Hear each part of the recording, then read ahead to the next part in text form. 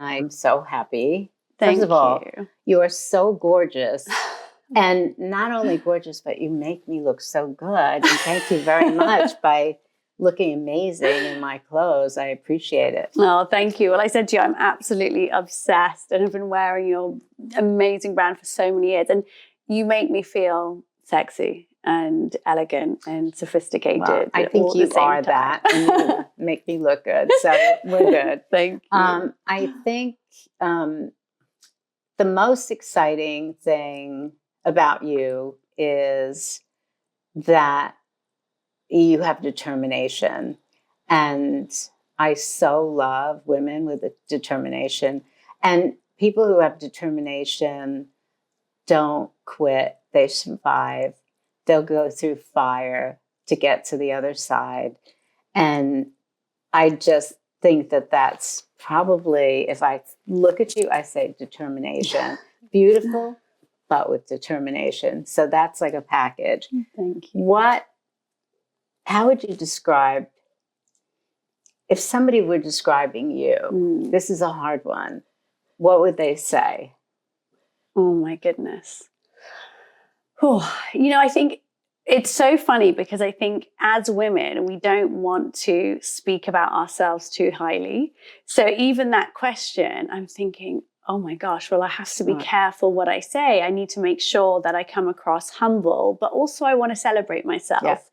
And I think and I think this is part of a greater problem that as women, we don't have permission to celebrate ourselves. Yeah. And especially, I don't know if it's the same in the US, but in the UK, you have to be self-deprecating. You can't be too much. Yeah.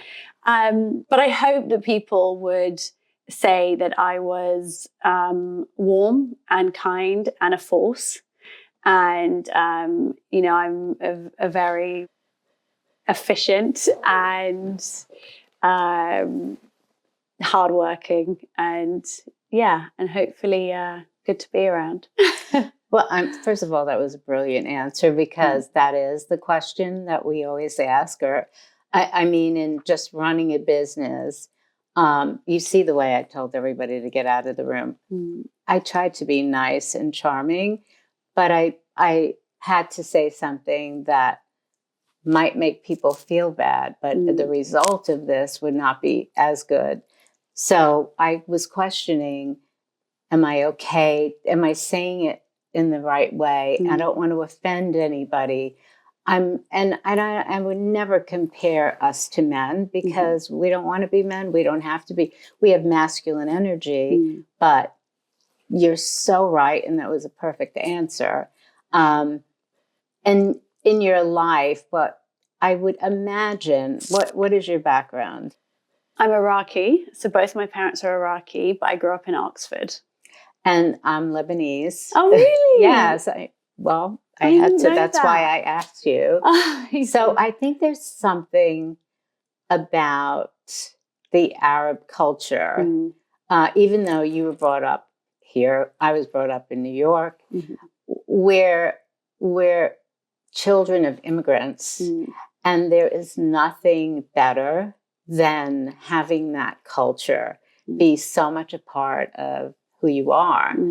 And I think about the influence my mother had, especially Arab women. What are your references to that? Well, it's interesting because I grew up in Oxford, which is very white, and I was, curly haired and olive skinned. And actually, I felt very other very early on. My family ate rice, not sandwiches, and we didn't celebrate Christmas. Right. And I was definitely treated differently. And then when the Iraqi war broke out, I was very aware of Islamophobia. Iraqis were all terrorists in the eyes of the media. And what happened was I got extremely bullied at school. So I was rejected by my peers, and then I was rejecting my heritage. And I used to lie and tell people I was from Jordan. And then when I moved schools because the bullying was so bad, and I changed my name from Rowan to Roxie. And I did that because I didn't want to be seen for who I was. Essentially, I started rejecting myself really early on. And I think that it was only when I got much older, you know, into my 20s, that I started to embrace my culture again, embrace my heritage. And now I'm like the proudest Iraqi, but it took some time. Mm-hmm. And I think when you are rejecting where you're from, and people can relate to this in different ways, it might be rejecting their sexuality, you know, where they're from, whatever it is, but it comes with this real deep shame. And I think shame is sort of, it Toxic. Blocks any kind of confidence from existing. Yeah, it's deadly. I had the same experience in a different place. We grew up in an Irish Catholic neighborhood. Right. What is going on here? Yeah. And in the summer, I was clearly looking different from everyone else. And the Lebanese have blue eyes and light skin. Yeah. So my brother had a big nose, but he had blue eyes and light skin, and it was very different. Of course, you had an extra kind of experience because of the war and whatever, however that manifested itself. It definitely affects how you grow up, how you think about yourself. But I think it also gives you understanding to people who are oppressed and have the same experiences, but in different ways. I know it made me more sympathetic, and I loved my childhood too. So, but I think mother-daughter relationships are interesting also. So was there any influence that you see? Do you see anything from your mother in how you behave now, or maybe not? I think, you know, my mother is definitely a very strong woman, very strong-minded. But I think really I'm all my dad. Oh, really? So yeah, I really am all my dad. I think the thing with my mom is that, and I don't know if you had this experience, but actually she pushed the evil eye on us so much. And so everything was, don't be seen to be too happy, don't be seen to be too successful, never talk about money, never talk about success, don't show off.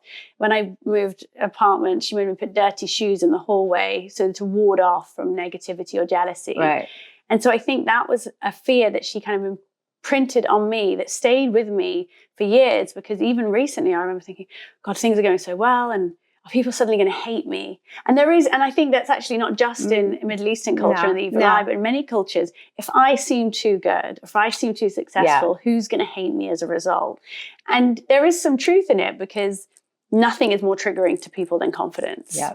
And so it's about actually learning to be okay with the fact that it will piss people off, but you can still do it anyway. No, but I think her expression of reality is sort of extreme, and it sounds, oh my God, that's crazy. But she actually was protecting you, because there is so much truth to it, and we do have to figure out how to express it. But I think love is a great thing, and she just expressed a tremendous amount of love with that, for sure. Yeah. So when did you kind of really become Roxie? Like, not just the name, but really came into your persona. What was that? I think it was only very, very recently. I mean, I'm 34 now, and I would say it was only, I keep saying to people, I feel like I just began my life, because that self-loathing that I had as a child just got worse and worse. And then I found cocaine, and that was the best distraction to my self-loathing. I'd have a line of cocaine or a drink of alcohol, and suddenly I felt this false sense of confidence. And then for a decade, I was just completely lost, trying to figure out where I fit. And I didn't fit anywhere, really. And I didn't know myself, and I didn't like myself, and I wasn't doing anything with my life. And it was only once I discovered manifestation and then went on this really deep healing journey that I started to find who I was and to like myself. And, that feeling of being at peace with yourself. It's one of the ways I describe confidence is being able to walk into any room unapologetically yourself and walk out of it not worrying what everyone else thought about you. Yeah. And that for me has been so liberating, to feel that I'm not constantly second guessing if people like me Yeah. or if I'm enough. I feel enough from within. Well, I mean, I think that describes every woman you and I know Yeah. too, right? Except you, obviously, I think there's so much of an appreciation of you on so many levels, and being able to manifest who you should be is incredible. What was what was that thing that made you kind of say, okay, I've had enough. This is where I'm going to go, or what was it? So I'd been at this real rock bottom with addiction. I'd tried to give up many times, and essentially I'd gone to Thailand, gone to a yoga teacher training course for a month, and thought, this is it. Like I'm gonna change. And within 24 hours of being back in London, I was back and taking drugs, and I went on this 48-hour bender, and I was just completely lost. And I called a friend of mine. She said, you should listen to this podcast on manifesting. Oh. And when I listened to it, what really clicked was that manifestation was all about self-worth. And so in that moment, I realized that because I had no self-worth, I was keeping myself stuck. And I could get myself unstuck if I just started to believe in myself. And so I think most of us in our lives have this kind of like magical moment or turning point where there's just this realization that changes the way we see everything. And that was it for me. And it wasn't, completely straightforward after that, but it definitely got me started onto this new path. Did you find it important to change friends or to change the environment you were in previously? How did you decide? That's a big one. That's as hard as deciding that you're not going to take a path. Like how did you deal with that? Yeah, I think that when you're trying to recreate yourself or change, so much of the process is about letting go. And there are so many things we have to let go of. Whether that is letting go of friends, letting go of environments, as you say, letting go of negative thought patterns, habits. I think I feel that I'm constantly trying to figure out what I should keep and what I should let go of. And it's like this constant audit of your own life. And I think getting comfortable with that letting go process is really important. And even friends that perhaps had, and there were friends that, I let go of and friends that stayed the same. But I think the way that I view all relationships is that not every relationship has to be forever. I think people come into your life for a reason and you serve each other in like a beautiful way. And then it's so okay for that to come to a natural end. And I don't feel this need to hold on to things or people just for the sake of it, because I think life is so fluid and full of different chapters. You're very wise. You're very wise. I mean, it takes a long time to come to that realization. I think whatever your process is, your response to anything I'm asking you is really of an intellect of somebody that is much older. And so I'm really impressed with really, it's fantastic for me when I meet people who are extraordinary in what they do and how they think.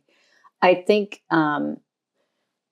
women are attracted to women, envy women, yes. But they're also attracted to knowing why you think the way you do, why you are who you are.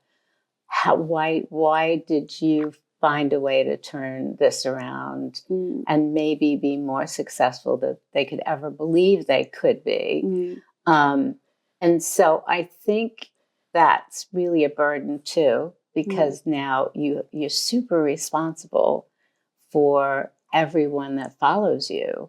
And I think about that myself. And I worry that people expect too much because I can only be authentic. So what are your thoughts about that? And I know you've had to think about that because you think. Yeah. I think early on, I remember, this was a sort of small example, but I really love fashion and lifestyle and beauty. And I thought, oh God, I can't be posting about my fashion outfits when I'm in self-development and I'm writing books on self-help. Right. And then I was like, said fucking who? Mm-hmm. Like, why can't I love fashion and beauty and lifestyle and love mindfulness and meditation and everything else? And actually, what I'm trying to do here is marry the two and bring self-development and wisdom into popular culture. Yeah. And I think I freed myself of the expectations I was putting on myself. And then it meant that I wasn't worried about the expectation of others. And I think that because I've never positioned myself as the final product, you know, I think I very much tried to just take people on my journey and say, look, this is what I've done and it might work for you too. But also there might be another speaker who works better for you. And like, there's someone for everyone. Mm-hmm. And I think that for me, that's taken, I just think, I don't overburden myself with what people need from me. I think I am just who I am. And I think that by the universe and its incredible magnetism, you will attract the people that you're going to help, and the people that you're not won't be there. Yeah, authenticity is really everything. I think that's the most important part of expressing yourself. It's interesting because fashion, for me, at one point I thought, when I was finally recognized after 15 years of grueling trying to get through it, and I thought, you know, people are curing cancer, and I'm worried about the hem of this dress. There's something really wrong. And I questioned, just the way you questioned fashion as the superficial thing. But now I talk about fashion as hacks. And so there are so many women who have bad relationships where men take advantage of them and then they cheat on them and they literally hurt them. And it could be their own insecurity about their manhood, whatever it is, we don't care, but they do shit. Yeah. And I always say, just like, do something different. Wear clothes that you thought somebody else is only right. Like only she can look like this, or only she can have her hair that way. And just do something that's so out of context with how you see yourself, and experience what Superwoman feels like, right? So you are just manifesting that in your total being. Totally. And you can't just heal in one part of you, but by manifesting. So I'm not down on fashion anymore. I really think there's something more valuable. Oh my God. In my book, Confidence, in step 8, which is show up as your future self, I have a whole section on dress the part. It's like, how can you step into the character of your higher self? And you use fashion as an expression of who you want to become. That's great. So tell me about the book. I love books that cover this kind of thing. You know, I have many years of thinking about things for women that can help women. But I just think somebody like you has an audience that can really reach women who are at a point in their lives that really become turning points for the way the rest of their life will be. And you're at that age, like the rest of your life is just ahead, and you've designed it now. And now it's like, what do you do with it? So in your book, what are some of the chapters and what are you covering so people can anticipate what? So I suppose I have 2 different books. So Manifest 7 Steps to Living Your Best Life is my orange book, and then the blue book, Manifest in Action, the UK, is the follow-up. And what I did is, when I delved into the world of manifestation, I really wanted to tell people what this amazing thing I was learning. I thought, how can I explain it? So I created a 7-step formula. And the first time I presented it to people was to 100 people in an old church that I'd rented for £200, and I had no idea if they were going to respond, but people did, and they really liked it. And then I started doing webinars, and these 7 steps really do explain everything you need to know about manifestation. And for me, it's really like a life guide, and it's be clear in your vision, remove fear and doubt, align your behavior, overcome tests, embrace gratitude, turn envy into inspiration, and trust in the universe. And those 7 steps are so clear. Like, it's so Yeah. obvious that if you did all those things, you would change your life. And the next book, which is Confidence, 8 Steps to Knowing Your Worth, I follow the same idea of how can I create a formula for confidence. Yeah. And, for me, it was master your thoughts, act with intention, because I think that actions speak louder than words. Stop trying to be liked by everybody, which is my favorite step. Break free from comparison, celebrate yourself, do hard things, be of service to others, and show up as your best self. Nice. Yeah. So how do men respond to that kind of confidence, that kind of determination from a woman? How do you see that? I have lots of opinions about it, but I'm curious about how you interpret that. I think it depends on the man, obviously. Yes. And I think that it's an interesting one. I think it's interesting you ask because, me and my baby daddy are very mutually separated and we have an amazing relationship, and I'm only just starting to go back out dating. And me dating now is very different to when I was dating 7 years ago when I had no self-worth, and it's a whole new experience. Yeah. And I've definitely realized that the pool of men that I'm going to find is much, much smaller. Oh, yeah. Much smaller. Because firstly, who I'm attracted to is very different. I think, and I'll be really honest and raw with you. When I was growing up, I really thought I would never amount to anything. And I looked to men to determine how I felt about myself. I was as good as the man I was with. So if he was successful, if he was powerful, if he was cool, then that meant maybe I was as a result. And so I think that I thought I needed a man to provide me with financial security to do all these things. And then I met someone and had a baby with someone who offered me zero financial security, who did not have a life I could be brought into, who gave me nothing other than love and connection. And so in the interim, I thought, wow, I better do all those things that I wanted from someone else and give them to myself. Yeah. And it is one of the most incredible feelings to be going on dates and to be meeting people knowing that I need nothing from anyone and I can just find someone I have an energetic connection with. Yeah. Does the confidence intimidate men? Probably. But I think only men who don't have the confidence within themselves.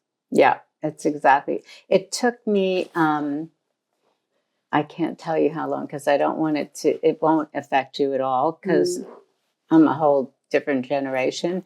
But I met my soulmate when I was 65. So that's how long it took. And I will say all women think that at one point that who they marry or who they're supposed to be with is going to define who they are. And that just is not good. It's so not healthy. And that's where self-worth is really challenged. And this is going to be interesting for you. And it will be your next book, I promise you, because everybody will want to know what you discover. The more independent women are, and there's masculine energy now in young women, and I love it because it's saying, I was born into this world just like men were born into this world with expectations that it can all be mine too. Yeah. And that I love. And however, with that comes how you identify relationships then and what that means. So for a long time, having my own business and my business being the priority, it was really hard. And for 2 years in each of these relationships, I would pretend to be what they expected. And then at 2 years, I was like, I can't pretend anymore. So here's the real deal. And it would last 3 months. Yeah. And so you're right about the quality of men and also understanding that your independence will draw a different type of person who doesn't see advantages by weakness or doesn't see women in a certain way. And I'm excited for you because I think like me, I've met my soulmate who is so accomplished, and I learned from him. Yeah. And having someone I can learn from who respects me is like just this is so good. Did you find it hard to step into your sort of feminine energy? Because one thing I'm nervous about is at work, I'm so in my masculine. It's easier with my son because he brings out that nurturing side of me. But I'm like, I don't know how easy it will be. Well, it's not. You can't. And the whole point is I'm the boss. I'm the boss of a lot of people, of different companies. And I give direction, and they expect me to, and they feel good that I'm taking the responsibility. So when I come home, it doesn't disappear. I'm still that person. I don't have the responsibility of having to cook dinner every night because it's not going to happen. I don't have the responsibility of things that I have at work. So I relax that side of me, but I can make decisions just like my partner. I can decide things that maybe involve a compromise and think about that too. So I think it will naturally with the right person. Yeah. But if you play act because you think that this is the right person, you'll know, okay, no more. And then you go into, this is the real me. Yeah. How's it going? And it doesn't work. But, and I was fortunate to have an ex-boyfriend, by the way, introduce me to my husband, That's my soulmate. So cute. And so, because he knew this guy, this will be okay. I love that. And that person will be as thrilled that he doesn't have to carry someone. Yeah. You want the guy who doesn't want to feel guilty because his wife is home waiting for him to come home. Yeah. So, and you'll find, well, you clearly, but the adventure will be your next book. Yeah. So I say, it's so funny you say that. I think it will be. No, of course it will be. That'll be the best book. Yeah. It will be the best book because that's what every woman is wondering about, like that independence. How are you going to have to play and it doesn't work? Yeah. So tell me about your baby. Oh, Wolf. He is a dream. You know, I think that when I discovered I was pregnant, I was still an addict. So I had to give everything up very quickly. And so the pregnancy was probably the darkest time of my life. But through that pain, I sort of vowed that when I had this baby, I would make my life the best it could be. And I feel that really my life began with Wolf. And he's like my lucky charm. Like every good thing has happened since him. And he has shown me a side of myself that I just never knew existed. You know, I think more patient and he just brings out this softness in me and this play. And I think, you know, being a mom is just my favorite thing in the world. Yeah, I love it. He's your lucky charm for sure. Oh yeah, I think he's my soulmate as well. Like totally. We have such a deep bond and friendship. And he's only 5, but my God, he's wise beyond his years. He's hilarious. And they say I've a few different readers and it's his soul's first time on earth. And I really feel that. Really? Yeah. Oh, really? He's so pure. Yeah, I was going to say you should have it done and check it. Clearly. This was an on-purpose visit. This was on-purpose. We're coming to help you out. Yeah. You have good angels following you around. Yeah. That is really fantastic. Yeah. I love the name too. Thank you. Yeah, it's a great name. It's a great name. So when you think about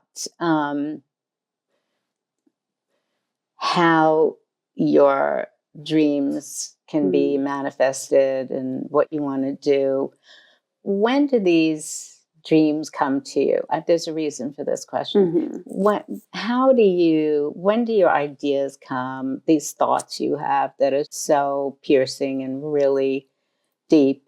When does this happen? Do you have a do you notice that there's a trend to how you get your messages?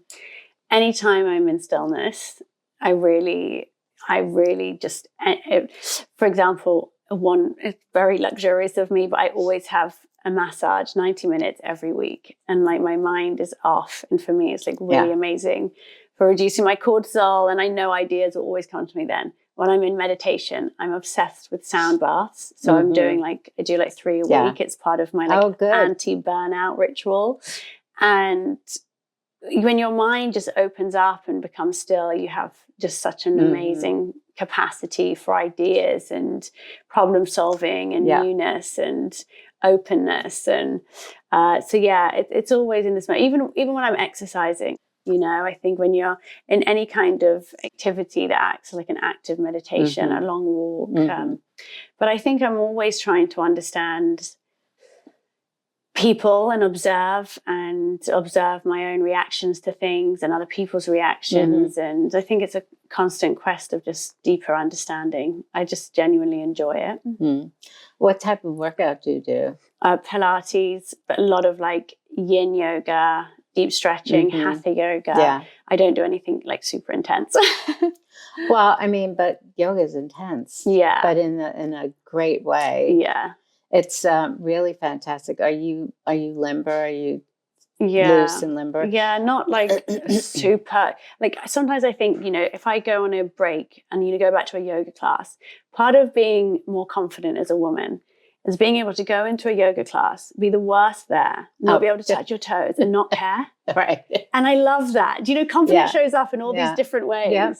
But yeah, I'm not naturally flexible, so I have to work at it. But Well, I mean, that's what's great about working out, because you can see how far you can go in an area that you don't think is natural to do. And I love working out. I love the way I feel. And, what do you do? Well, I've done a lot of different things, but I think the constant for me is, I don't know if you heard of Physique 57. Have you heard of it?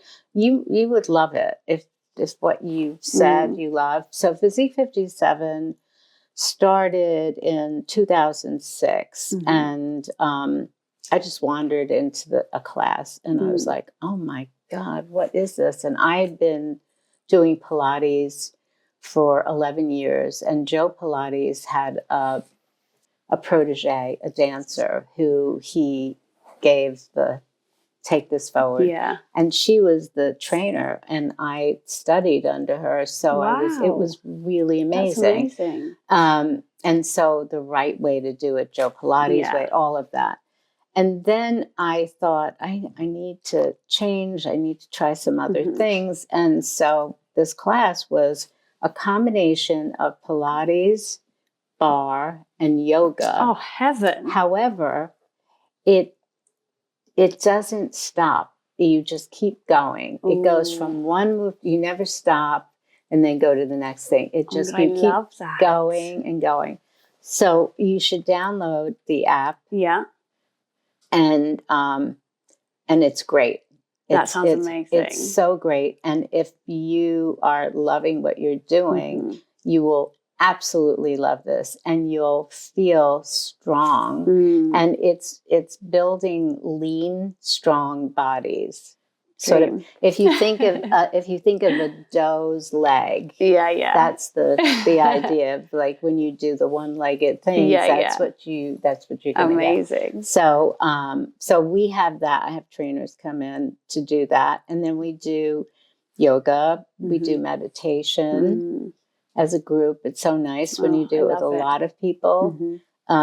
So I think meditation, like you said, is a really good time to just let it all go away. And I think stress is the killer. So besides exercise, I mean, are you into healthy diet, supplements, all of that? Yeah, I mean, I would say that at the moment I've got a protocol, which I'm loving, that's helping me feel my best. So functional mushrooms. So I Oh, take functional mushroom gummies and functional mushroom coffee blend in the morning, which is with a brand that I invested in actually called Dirty, and it's got 80% less caffeine. So I'm delaying my caffeine intake. nice.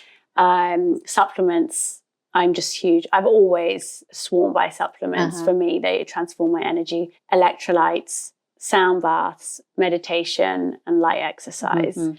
And that for me is really helping me from burning out and sleep. I mean, no one will fuck with my early night. Yeah. Like I will be I asleep by 10 latest. yeah. And I think it's the only way, because it's very hard to do everything if you're not resting and recovering Totally. properly. I don't think you can burn the candle at both ends and still feel like you're thriving. No, you're so right. Do you measure your sleep? No, I don't do any measuring. I think I'd get too obsessed with it. Well, what sign are you? Leo. Do you know your rising? And your moon? Rising Sagittarius, moon in Scorpio. Oh my And God. like triple fire. Wow. Yeah. Oh my God. Yeah. You're unstoppable. Oh my God. That's amazing. What are you? I'm Cancer with a Pisces rising and an Aquarius moon. Oh, wow. A little off too, but very water based. Yeah. And but fluid. But I think the power of what you're supposed to be communicating this, what you're doing. This is your destiny. And so. Without your life experience, this wouldn't work. Oh God, no. I think really you need to. For me, certainly, I felt I had to have experienced the depth of like mental pain to be able to feel genuine compassion for other people and genuine care. And I wouldn't take back a day of it. So, if you had to think about your future, and I don't know if you've already manifested your purpose in this lifetime. I'm sure you have. What would the definition of your purpose be? I think that my purpose is really just to help people feel more empowered, to take back some agency in their life, to feel happier, to realize their worth. And I think that every day I'm just trying to do that. And people often ask me sort of, what are you manifesting next? But for years I've said, honestly, nothing in particular. I feel a genuine contentment with my life. And as long as I'm moving forwards, then I'm happy. Yeah. I think understanding your purpose is more important, and sort of understanding the definition of it, because then the decisions you make are sort of on path. Totally. It's so helpful. I find that the ultimate decisions that you make for the big picture always stay clear when you do that. And so what is your purpose besides the manifestation of women and helping people? Do you think there is something that you would do that might be an extension of your experience? You write books, right? And that I think is an important part of this. Yeah. But I'm just like, I'm pretty good at predicting kind of where things will go. I definitely see you in film in some way, in storytelling in some way that you just like are at the tip of. I mean, it's a really incredible picture ahead. Thank you. I'm very excited for you, and I'm so glad we met. Me I think too. It's really wonderful, and I'm so happy that you've been wearing my clothes. Lucky me. I think that's great. Thank you. Honestly, this has been so lovely. I felt very seen and very valued, and I really appreciate that. Thank you. You definitely have earned so much respect from so many people and love. So meeting you in person makes it understandable. And I wish you all the best. And I'm going to be watching everything. And if you come to New York, oh my God, I'll be straight to yours for physique 57. Yeah, no, you definitely try that. But also, like I said, if you want to do a talk or something like I would that, love the that. space is great. And I think I would love yeah. that. That'd be amazing. Okay. Thank you. That was so nice. Thank Give you me a hug. so much. You're amazing, honestly.